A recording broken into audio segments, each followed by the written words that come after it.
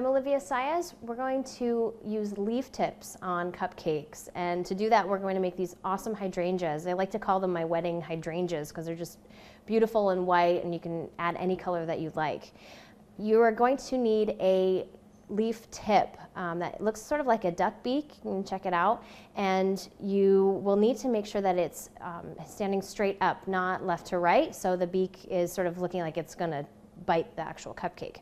So what you're going to do is, with the duck beak sort of looking like it's going to eat the cupcake, you're just going to apply a little bit of pressure and allow the tip to be stationary and hold it in place for a little bit, and then very quickly pull the tip back, and that'll actually create the leaf shape. The tip really does all of the work. You don't really have to do too much, so just apply a little bit of pressure and then release.